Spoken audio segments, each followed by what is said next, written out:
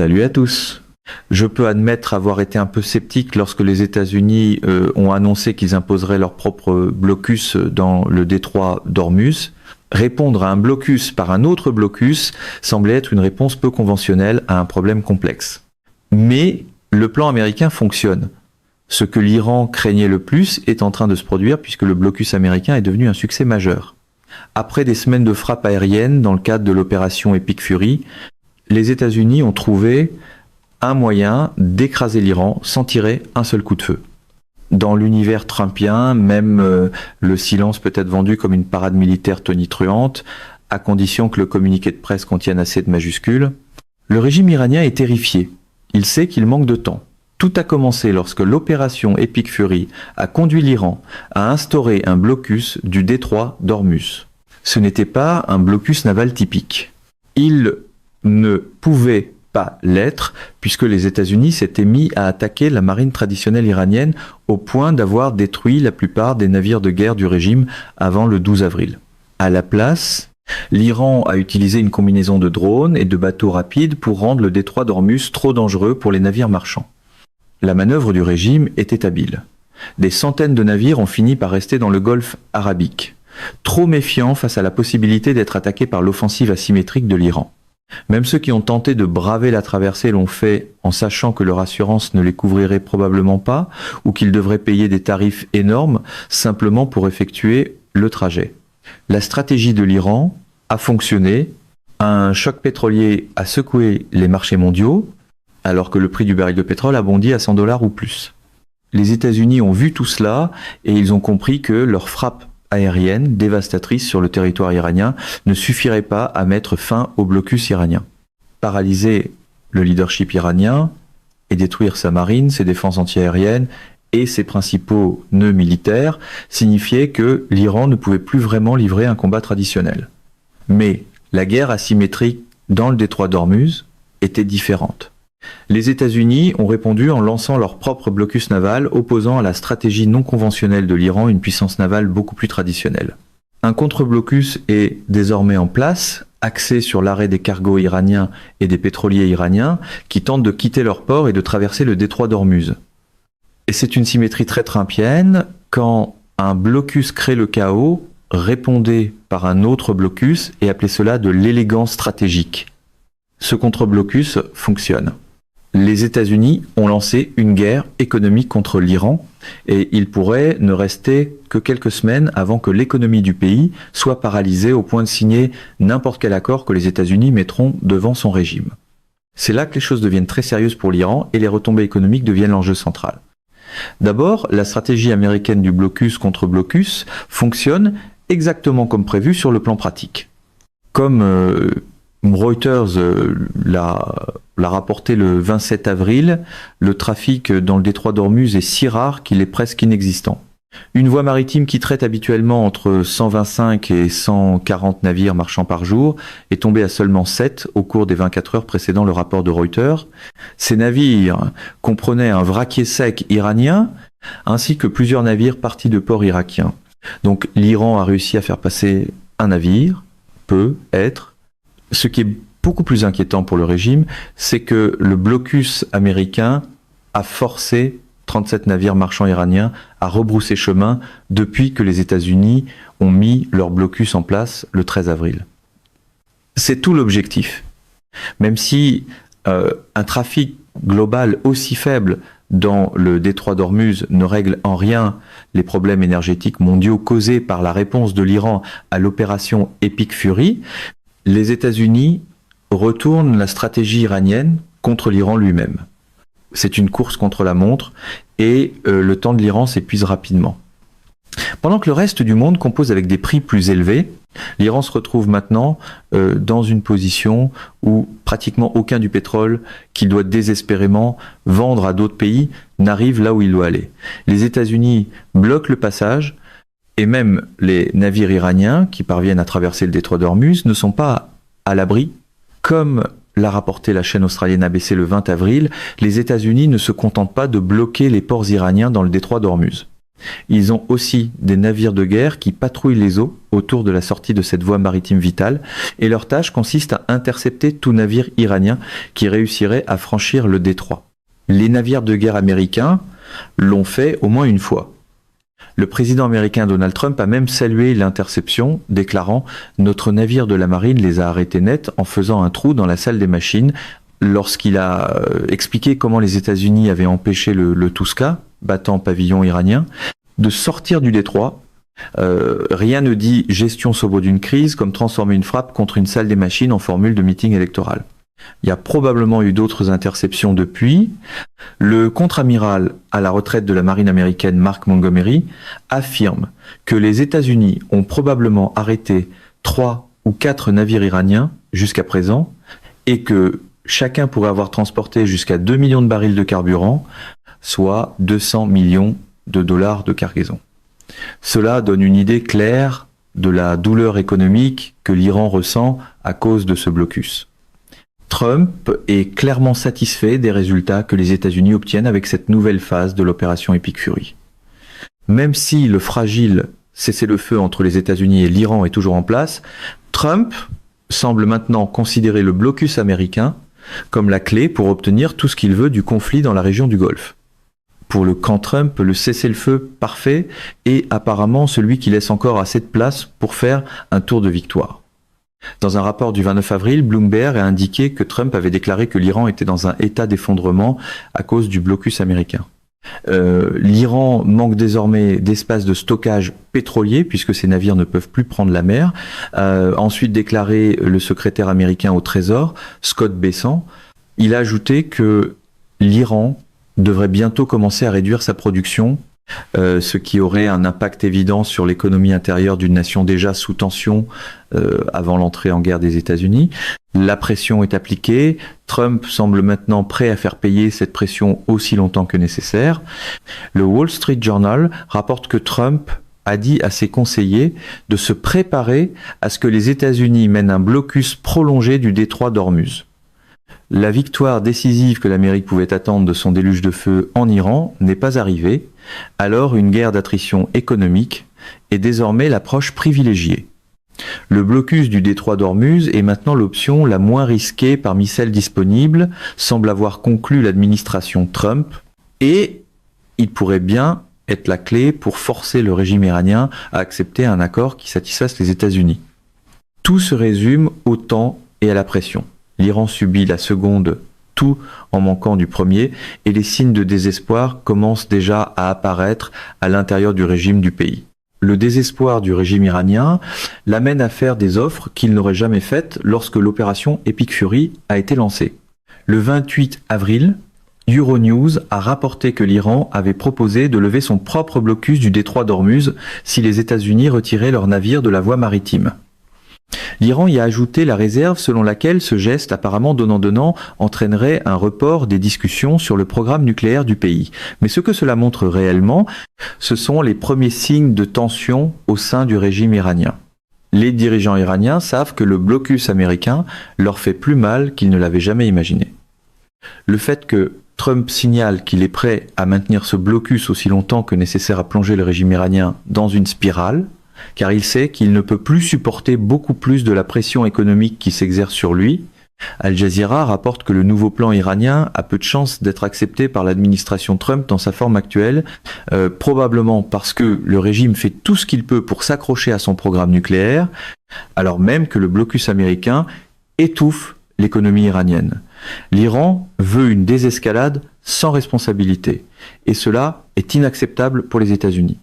Trump l'a déjà clairement indiqué dans une publication du 29 avril, où il semble avoir révélé ce qu'il pense de la dernière proposition iranienne. L'Iran n'arrive pas à se ressaisir, a déclaré Trump avant d'ajouter « Ils ne savent pas comment signer un accord non nucléaire. Il ferait mieux de devenir intelligent bientôt ». La publication était accompagnée de ce qui semble être une image générée par intelligence artificielle montrant Trump tenant un fusil sur fond d'explosion en Iran. Même la diplomatie reçoit un filtre photo dans ce style de politique, de préférence avec des explosions en arrière-plan et la nuance soigneusement tenue hors champ. Théâtral peut être. Mais Trump envoie un message clair à l'Iran. La mauvaise situation dans laquelle le régime se trouve ne fera qu'empirer plus, le blocus américain se prolongera. L'Amérique sait maintenant qu'elle dispose d'un levier. L'Iran a dévoilé son jeu en demandant la levée du blocus et en disant qu'il lèverait son propre blocus. Et même si le pétrole a atteint un sommet d'avril à plus de 119 $ le baril le 29 avril, Trump ne montre aucun signe qu'il donnera à l'Iran le moindre pouce sur ses demandes. Les blocus d'Hormuz restent en place. La hausse des prix du pétrole peut être un problème pour les États du Golfe et pour de nombreux pays hors des États-Unis, mais le blocus américain coûte à l'Iran quelque chose de critique, 435 millions de $ par jour en exportation. Le message est assez simple pour une banderole de rassemblement. Si la pression fait mal à tout le monde, il suffit de pointer plus fort vers l'ennemi et d'appeler cela un levier. Cela, plus que tout, est le levier que les États-Unis détiennent désormais sur l'Iran, ainsi que le signe le plus important que le blocus américain d'Hormuz fonctionne précisément comme prévu. L'objectif n'est plus de briser le régime. Il s'agit de paralyser l'économie iranienne au point que le régime devienne un canard boiteux prêt à accepter tout ce que les États-Unis lui demanderont. Et un problème encore plus profond que la soumission à l'Amérique pourrait guetter le régime iranien. Ce sont les problèmes économiques qui ont provoqué les manifestations, lesquelles ont ensuite indirectement mené les États-Unis à attaquer l'Iran. Le régime s'affaiblit et il pourrait bientôt faire face, sur son propre territoire, à une escalade qu'il n'est pas prêt à gérer s'il n'arrive pas à résoudre la crise économique actuelle. Cela rend le portrait économique impossible à ignorer car la situation de l'Iran devient de plus en plus grave. En ce moment, le régime iranien est dans une situation de flottement. Les tactiques asymétriques qui, pensait-il, lui permettraient d'exercer une pression sur les États-Unis à Hormuz se sont retournées contre lui, et toute cette pression retombe maintenant sur les épaules collectives du régime. Il ne reste pas grand-chose d'autre que l'Iran puisse faire, militairement parlant, à partir de maintenant. L'infrastructure militaire du pays a déjà été brisée, donc toute frappe qu'il mènerait contre les États-Unis serait isolée. Elle romprait aussi le cessez-le-feu entre les États-Unis et l'Iran, ce qui entraînerait probablement davantage de frappes aériennes pendant que les navires américains maintiennent le blocus. Passer à l'attaque ferait sortir l'Iran de la poêle pour le jeter dans le feu. Tout ce que le régime peut donc faire, c'est espérer un miracle, une rupture inattendue du blocus qui ne serait pas motivée par le fait que l'Iran renonce enfin à ses ambitions nucléaires. Les États-Unis disent que cela n'arrivera pas et le régime iranien manque de temps pour voir arriver son miracle. Selon Montgomery, il ne reste peu être à l'Iran que 3 ou 4 semaines pendant que le blocus américain siphonne ses revenus d'exportation et que ses installations de stockage pétrolier se remplissent. Pour donner le contexte, si l'on prend 4 semaines comme mesure, cela signifie 28 jours et près de 2 milliards de dollars perdus pour l'Iran. Dans le manuel de pression trumpien, l'arithmétique devient une stratégie dès que les chiffres sont assez brutaux pour la télévision. À cela s'ajoute le fait que l'Iran pourrait devoir fermer définitivement certains de ses puits de pétrole parce qu'il manque d'espace de stockage. C'est ce qu'affirme un haut responsable américain anonyme que The Independent présente comme indiquant que l'Iran est au bord d'un gouffre de problèmes à long terme qui l'affecteront bien après la fin de l'opération Epic Fury. D'autres donnent un peu plus de temps à l'Iran, même si les perspectives générales restent sombres. The Jerusalem Post affirme dans un article du 15 avril que le blocus américain d'Hormuz pourrait provoquer l'effondrement de l'Iran en 3 mois plutôt qu'en 3 ou 4 semaines. Le journal souligne que l'économie iranienne dépend fortement des ventes de pétrole que le blocus américain empêche et il avance que l'effondrement de l'économie iranienne pourrait s'accompagner de vagues massives de manifestations de rue semblables à celles observées au début de 2026. Cette possibilité compte, c'est peut être exactement ce que les États-Unis cherchent s'ils ne parviennent pas à obtenir de l'Iran l'accord non nucléaire qu'ils veulent. Même si l'on examine l'économie iranienne telle qu'elle se présente actuellement, il est clair que le blocus américain provoque le type de ravage que le régime ne peut tout simplement pas se permettre. Littéralement en fait. L'économie iranienne est en chute libre en ce moment même. Iran International a tout exposé dans un article du 24 avril. Le média souligne que l'Iran a commencé la guerre contre les États-Unis à partir d'une position économique faible et que la situation n'a fait qu'empirer depuis. L'inflation est élevée et continue de grimper, tout comme le chômage. Les revenus réels de la population diminuent en conséquence et la stagflation s'est installée, aggravant ces problèmes. Tout cela se produisait avant même que les États-Unis commencent à bloquer plus de 400 millions de dollars par jour qui auraient dû entrer dans les coffres iraniens. Un effondrement économique complet et une hyperinflation ne devraient pas se produire dans les 2 prochains mois, affirme le média. Mais l'Iran était déjà aux prises avec une inflation qui avait dépassé 50% et une monnaie qui avait perdu 20% de sa valeur en 20 jours à la fin de 2025.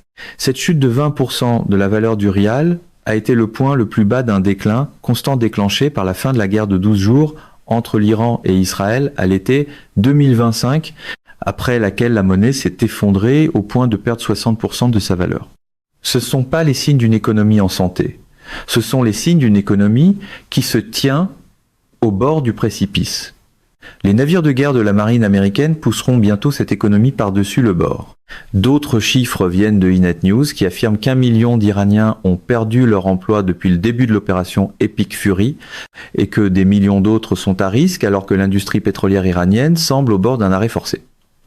Les usines sidérurgiques et pétrochimiques iraniennes ont également été paralysées, affirme le média. Même l'industrie du tapis iranien, qui faisait autrefois l'envie du monde entier, est au bord de l'effondrement. D'une certaine manière, la situation devient encore pire. L'inflation alimentaire en Iran a grimpé en flèche pour atteindre 64% en octobre 2025 et n'a fait qu'empirer depuis.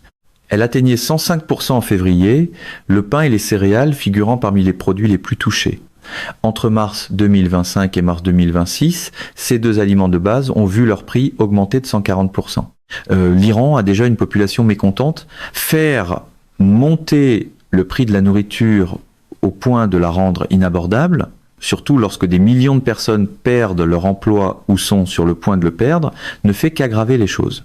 Le Fonds monétaire international prévoit que l'économie iranienne reculera de 1% en 2026, avec une inflation atteignant 68, 9% d'ici la fin de l'année.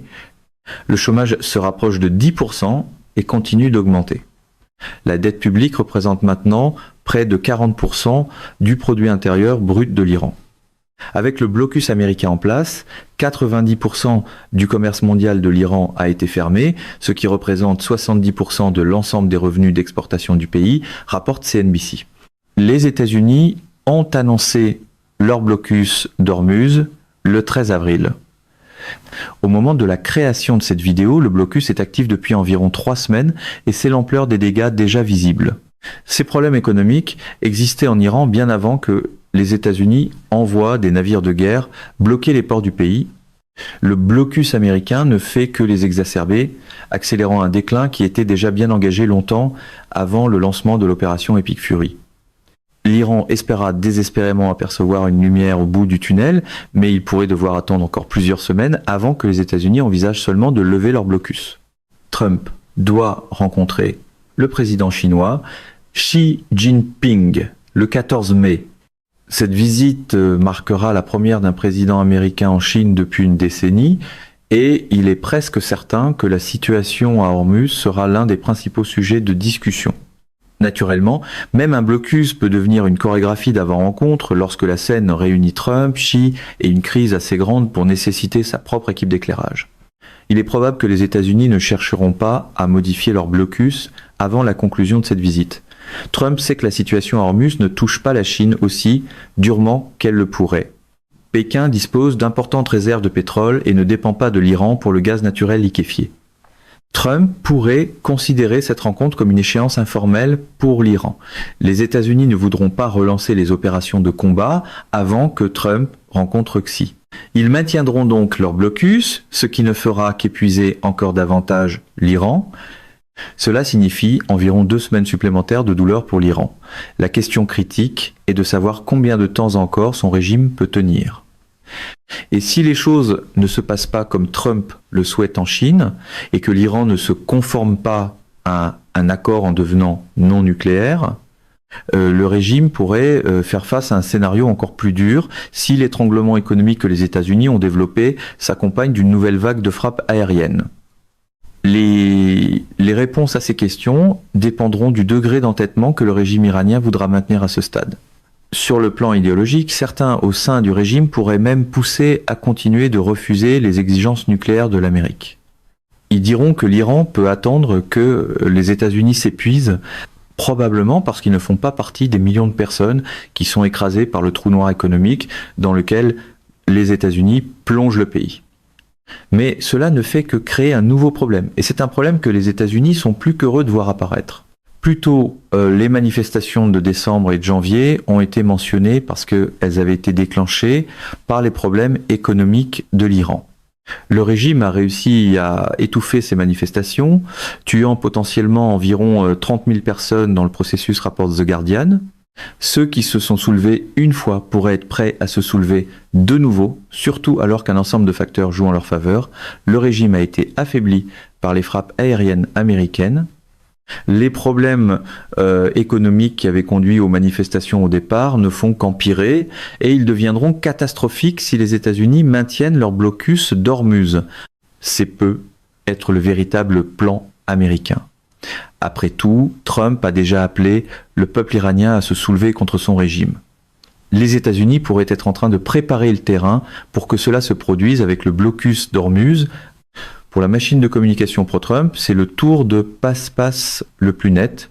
Appelez cela de la pression, suggérez un soulèvement, puis faites comme si les lendemains chaotiques relevaient du service de quelqu'un d'autre. Le régime iranien est pris entre le marteau et l'enclume. Soit il abandonne ses ambitions nucléaires pour obtenir la levée du blocus, qui lui donnerait une certaine chance de survie, soit il reste entêté et l'Iran s'enfonce dans un néant économique qui entraînera le peuple du pays avec lui si celui-ci ne se soulève pas et ne se rebelle pas.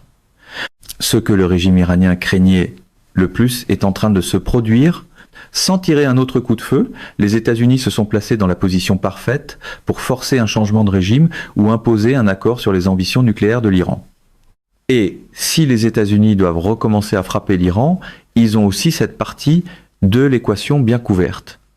Mesdames et messieurs, notre émission d'aujourd'hui s'arrête ici. Nous vous invitons à partager votre avis personnel dans la section des commentaires ci-dessous. Pouvoir, vérité vous salue et vous donne rendez-vous très bientôt.